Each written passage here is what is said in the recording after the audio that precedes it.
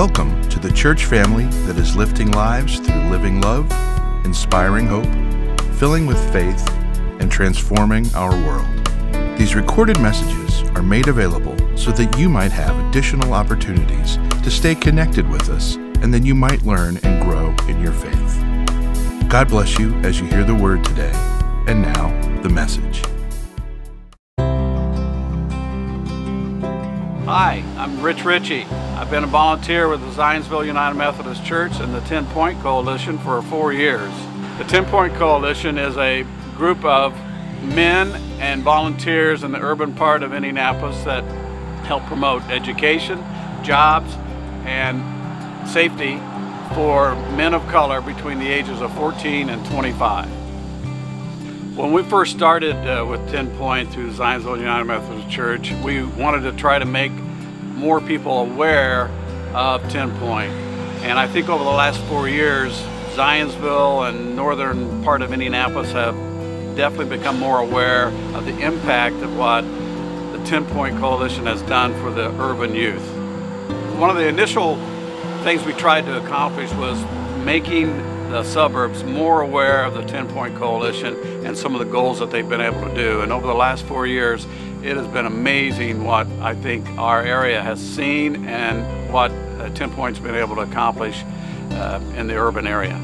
As I think back on some of the things that we have been able to be exposed to with the 10 Point Coalition, the two peace walks that I was personally involved in and walking alongside with Reverend Harrison and the other ministers on the 10 Point Coalition board were very rewarding to walk alongside and see some of the impact and the people involved in the area of what they appreciate the 10 Point Coalition has been able to accomplish in their neighborhoods.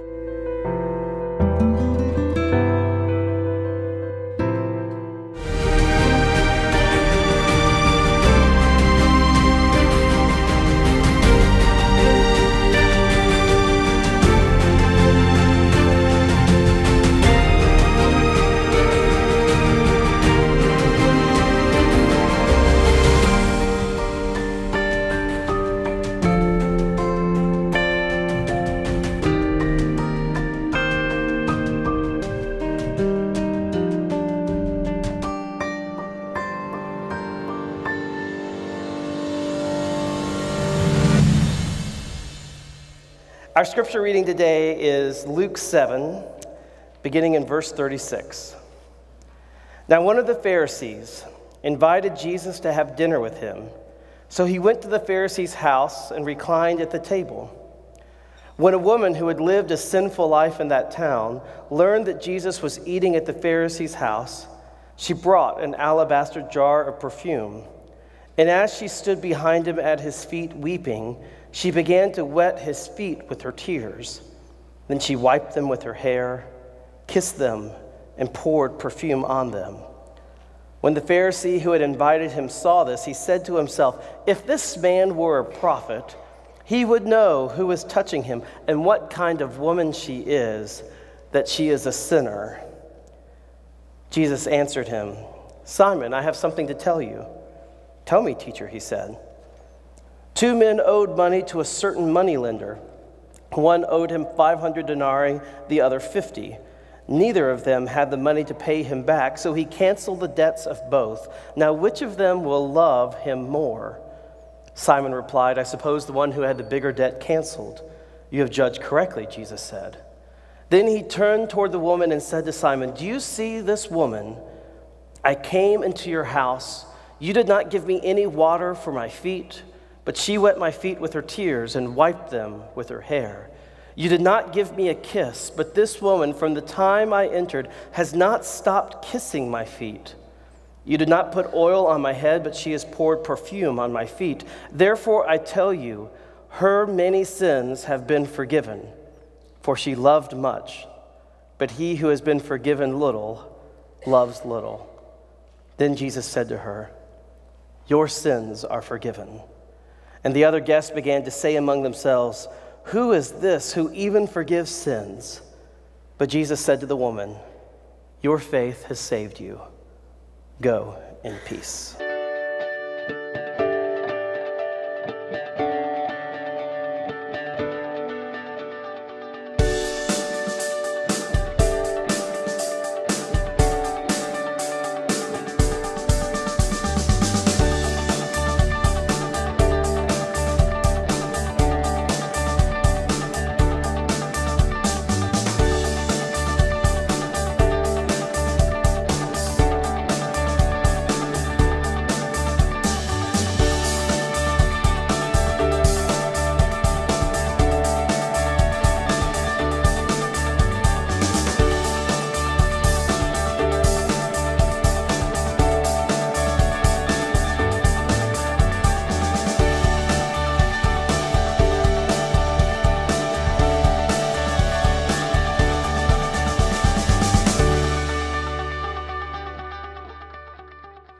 Well, we started a new series last week entitled What Grace Does. And each week we are going to think about one thing that grace does in our lives and in the world around us and how grace transforms us. Last week, Perry talked about grace invites, that God never gives up inviting us, inviting others. He wants his house to be full. But today we're going to talk about what happens when people arrive, that grace doesn't just invite, grace welcomes.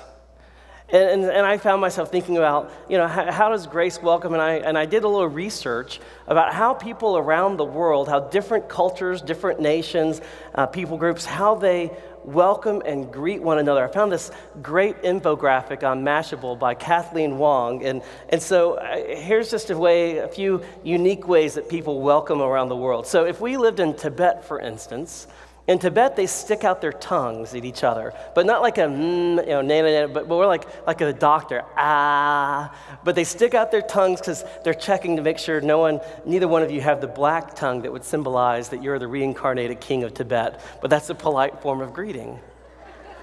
In Malaysia, they ask, "Where are you going?" And maybe that sounds intrusive, but it's just a common, "Where are you going?" And people reply, "Just for a walk." In Indonesia, they place forehands to the other person's knuckles. I kind of think of this like kissing the ring of the queen, In India, they touch feet. Can you imagine that? Touching feet with those with you want to greet them? In Thailand, they perform a ceremonial bow called the Y. They put their palms together, fingers to the chin, fingers to the forehead, and bow. In Greenland, they do an Eskimo kiss, which I always thought an Eskimo kiss was like, rubbing your noses against someone. But the way it's described here is more you just put your nose against someone and then breathe deep. It's interesting to me to have a baby because that's what we all do when we kiss babies, isn't it? We just breathe in that smell. But in Bedouin, they do actually rub noses with each other. And then in South Africa, among certain tribes called the Shona tribes, they do a certain rhythm clapping. So I just imagine it like you see someone from the Shona tribe and you go, "Oh, yeah, you just shunned me. No one welcomed me back. Let's try it again." There we go. Now I feel welcomed. In Maori, they place foreheads and noses together. Why don't you try that with someone sitting next to you? Greet them that way. In China, they do a full kowtow bow. And then this is funny. They put in the U.S., we fist bump with each other. I thought that's funny. They stick that in and sometimes a fist bump, they explode, or they do all kinds of different elaborations on the fist bump. In Zambia, they squeeze thumbs. In Malaysia, they do the salami gesture, which I like this one. You touch your palms to the other person's palms, and then you move them to your heart. That seems really sweet. But my favorite is from the Kanuri tribe in the country of Niger. They shake fists, and they say, "Whooshay!" So can we all try that one just for fun? Yeah. Every culture has their way of greeting. And you may think that some of these are weird, but then imagine what someone from that culture would think coming in our culture. They would think the fist bump or the exploding or any number of our cultures are strange. But these are just ways that we communicate. I see you. I'm glad to see you. I welcome you into my home. If you were to come to my home, there would be certain rituals that we all observe that you would experience. What could you expect?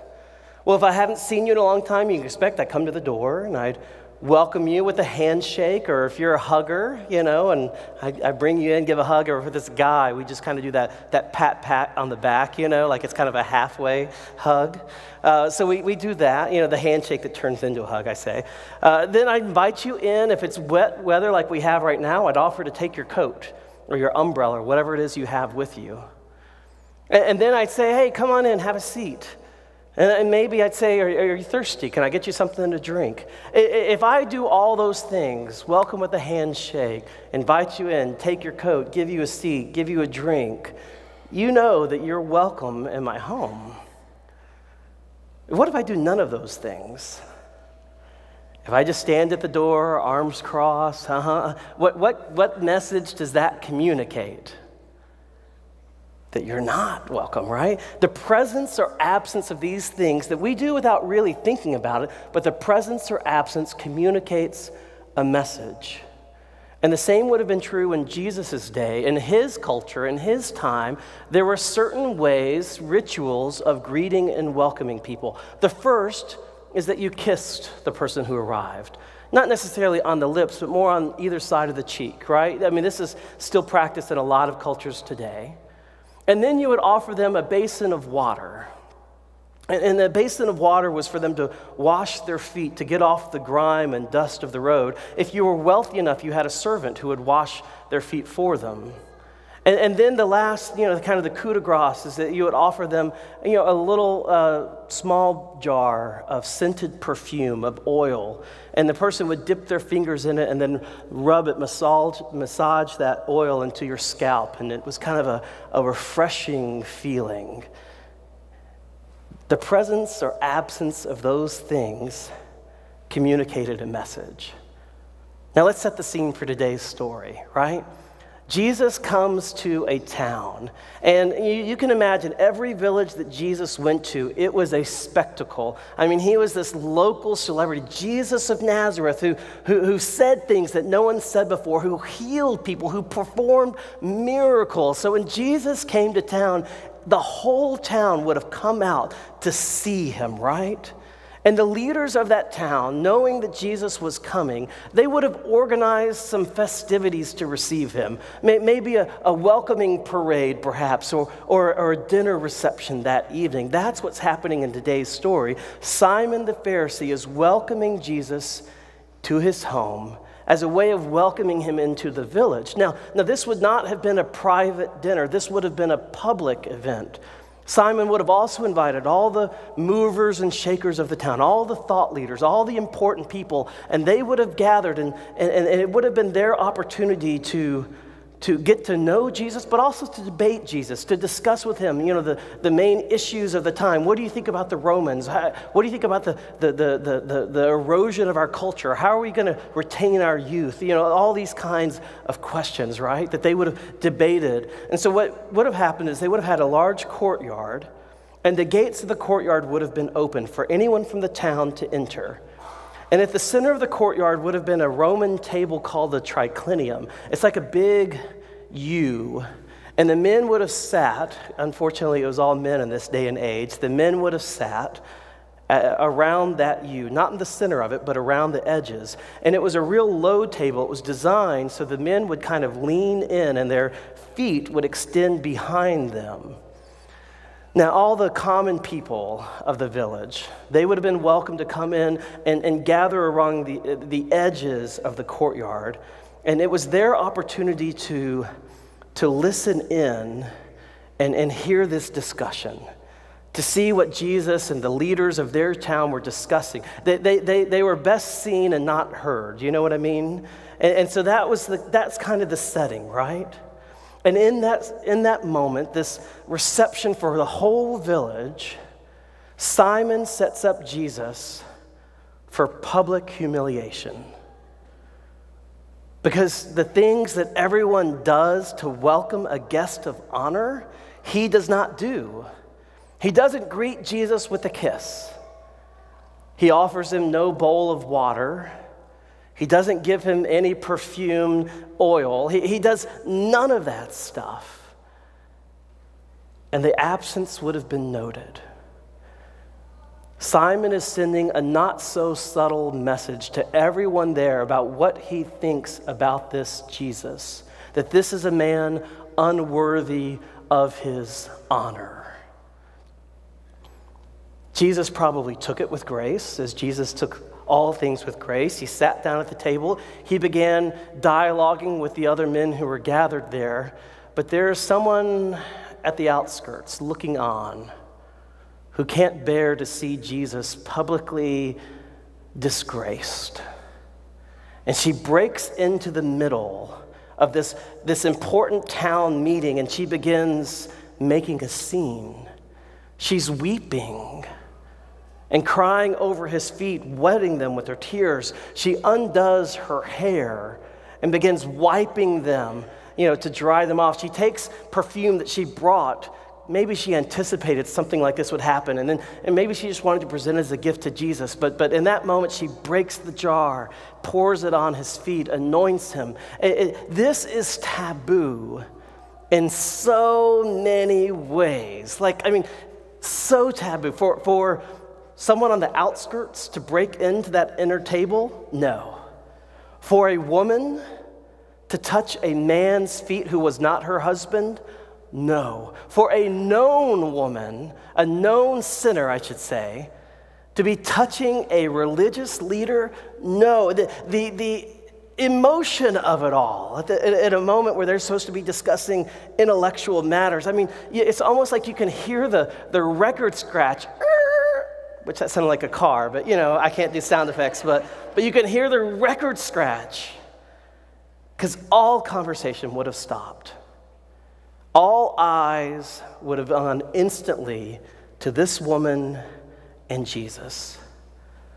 And everybody's waiting to see, what is Jesus going to do? Now, if Jesus had cared about the approval of the other men around that table, you know what he would have done? He would have pulled his feet away. He would have politely thanked her, pushed her back to the edges. But that's not what Jesus does at all. He allows it to continue. He receives her act of devotion. And for Simon, this gives him all the ammunition he needs. If this man were a prophet, he thinks to himself, and the way the Greek is structured, it assumes a negative. If this man were a prophet, and clearly he's not, he would know who this woman was, what sort of woman she was. He would not be allowing her to touch him and make him unclean. But Jesus knows the thoughts of his heart, and so he speaks up. In a way, he says, I'll show you what kind of a prophet I am. He says, Simon, I want to tell you something. Simon says, what? And then Jesus poses a question to Simon. It's a rhetorical question. He says, say there's two men who owe a debt. One of them owes 50 denarii. Denarii is about a day's wage, so roughly 2 months of their salary. The other owes 500, 2 years of salary. And neither one is able to repay. But the master forgives them both. Now he asks, okay, they're both forgiven. Which one will love the master more? And Simon gives the obvious answer, not realizing that as he does so, he's describing the state of his heart. He says, the one who was forgiven more. And Jesus says, exactly. Now let me compare you and this woman. You have not done any of the things that would typically be involved with welcoming. He says, Simon, there's no water for my feet. No oil for my head, no kiss of greeting at all. You're like the one who only owed 2 months of salary. But this woman hasn't ceased kissing my feet. You like those little images, a little Barbie? Yeah. She hasn't ceased kissing my feet. She's anointed my feet with perfume. She's washed my feet with her hair. She's like the one who owes 2 years' worth of salary. She loves much. You can go on to contrast the two. Simon, for instance, he's caught up in judgment, comparing every person. He's judging Jesus himself, even in that moment. He's judging. The woman, who knows if she judges? What we do know is that she's been an object of judgment her whole life. Simon is concerned with the status, the pecking order. Where is he in comparison to others? But the woman she's not concerned about status. She's not even concerned about political, with whatever the status quo should be.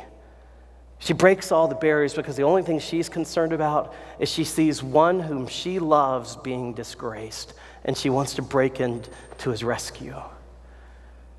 And Jesus says that you can boil down all the comparisons you want. At the end, it has to do with the heart. Simon has been forgiven little, or at least he isn't aware of his need for forgiveness. Whereas this woman has been forgiven much, and therefore she loves greatly. You see, it's the experience of grace that changes how we see people and how we welcome people. It's the experience of grace that changes our hearts. You see, grace welcomes all the time. Grace welcomes because grace isn't caught up in comparison. Grace is not caught up in judgment. Grace doesn't care what kind of clothes you wear, how educated you are, what kind of speech you use, what you've done in your past. Grace isn't worried about judgment because grace forgives. And grace isn't worried about using people. I mean, I think sometimes that's the reason we judge people, because we're trying to size up. Will this friendship benefit me in some way? Is this a person worth knowing? But grace isn't trying to use people. Grace just wants to bless people. But most importantly, grace sees the potential in every single person. I mean, grace asks the question, what would this person look like if their heart was free and whole? And then grace welcomes, receives, forgives, nurtures, so that that person can be set free to be the person that God created them to be. This is what Jesus does. This is what he represents again and again and again. He doesn't judge. He doesn't compare. He doesn't use people. He sees the potential in everyone, people that society discarded. He sets them free to live. So the question for us is where do we locate ourselves in today's story? I mean, if you were to go to this party, if it was happening right here in Zionsville, would you be in that center, that table where all the important people are, or would you be on the outskirts, kind of looking in? Do you have more in common with Simon? Even if you don't want to, you find yourself caught up in appearances and judgment and status and where am I in the pecking order, or do you have more in common with that woman? I've come to Zionsville somewhat as an outsider the last 2 weeks, although a pastor kind of gets, like Jesus, a seat at the table right off the bat, right? But I've spent some time over the last 2 months trying to get to know as many people as I can. I've been going to small groups, as I said earlier in the service. I think at this point I've gone to 15 different small groups in the church. And I ask every group I'm with the same question. What does ZUMC do well as a church? And universally, I mean almost universally, the first thing I hear is that we are a welcoming and friendly church. And I would agree with that. I mean, the welcome that our family has received has been over the top. It's been wonderful, but not just because we're the pastors.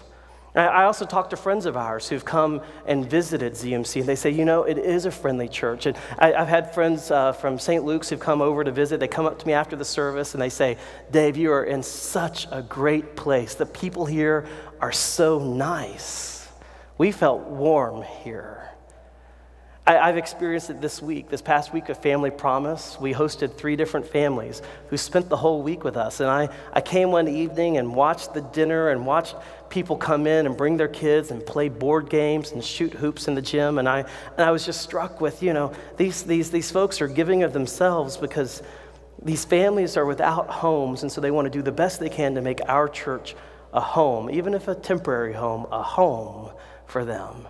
This past Friday, I went down to Fletcher Place and helped serve breakfast with the whole crew down there. And again, just watched how people were just offering hospitality, offering grace. I would affirm, we are a friendly and welcoming church.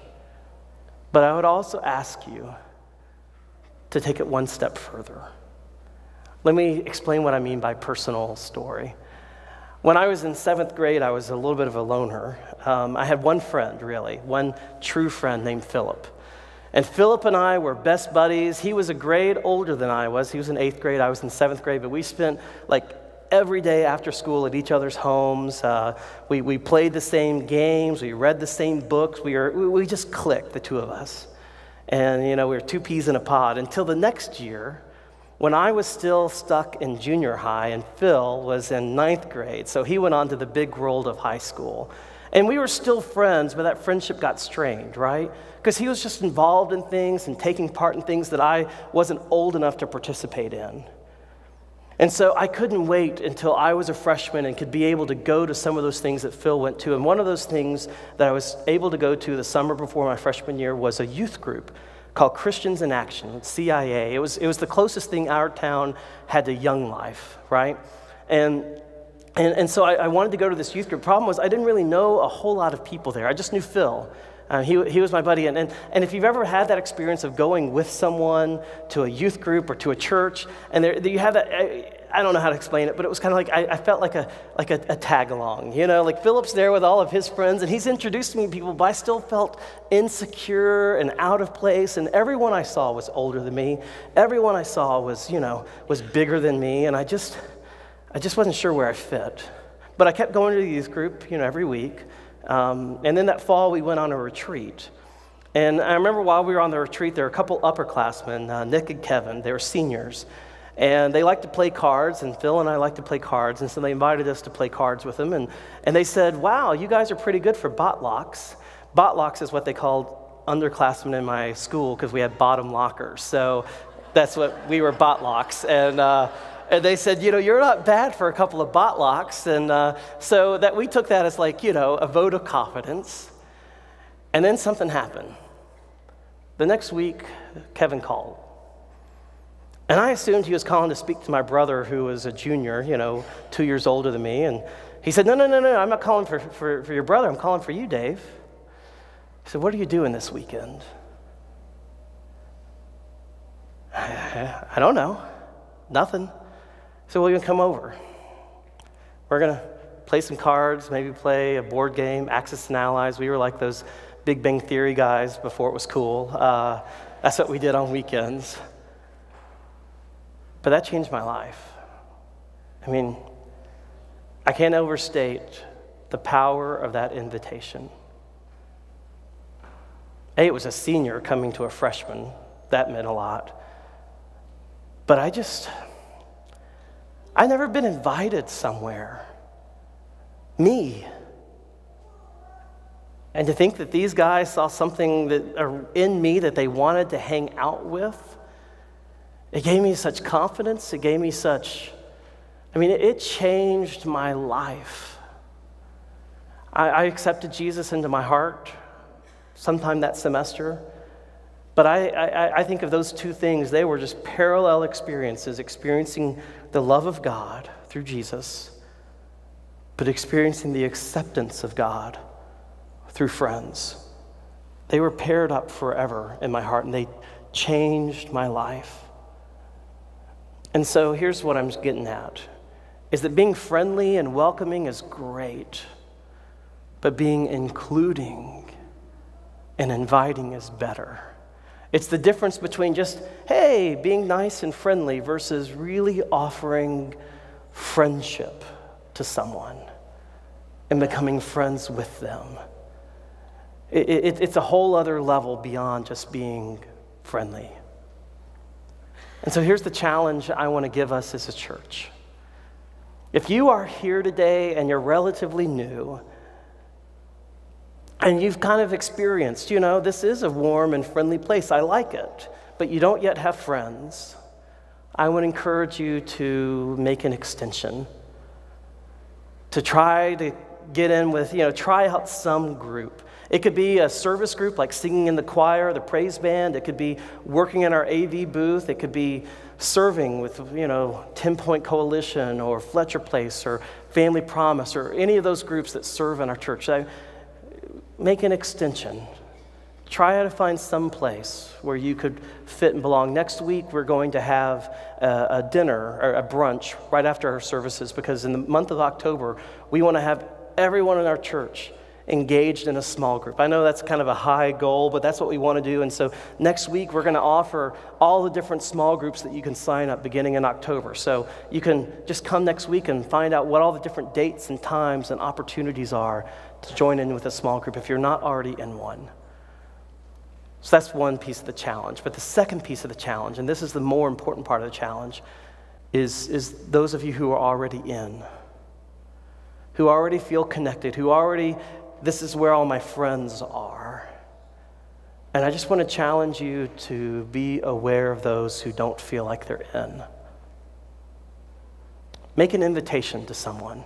I mean, we have these cards out in the lobby. What Grace does, these are invitations to come to our current sermon series. The Eva Core postcards, you can make these. Invite someone. Invite someone not just to an event or to worship, but invite them to come to your study, to your small group. Invite them to come serve with you wherever you may serve. Make an invitation, because it's so hard to walk into a Sunday school class or to walk into a small group if you don't know anyone. If you haven't received the invitation, the barriers are so high, and a simple invitation breaks those things down. So invite someone, and if you are in one of those groups and someone musters up the courage to come, make space for them. Don't just talk about, your inside jokes, the things that other people wouldn't understand. Make a point to include, to take interest in, to offer friendship to anyone who's new. It makes a world of difference.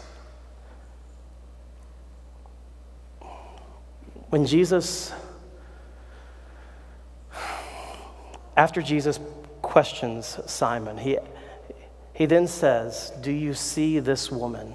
To me, that's the most important verse in the whole passage. Do you see this woman? Because I guarantee up until that time, Simon hadn't noticed her. He didn't notice when she came into the courtyard. He didn't notice anything until she was washing Jesus' feet. But even in that moment, he didn't see her. All he saw was a category that he could dismiss, that he could judge. Do you see?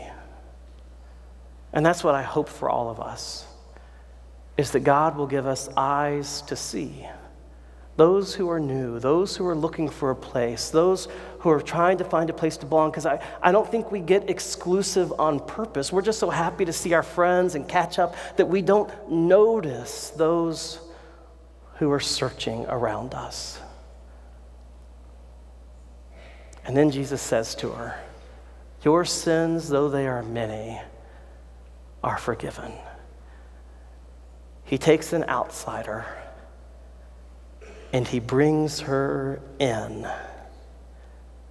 And I guarantee from that time forward, her life is different. Not only will she treat Jesus differently, but she will treat every other outsider she meets with the same kind of grace. Are you in God's grace? If you are, extend it to those who are searching for a way to come in as well. Amen.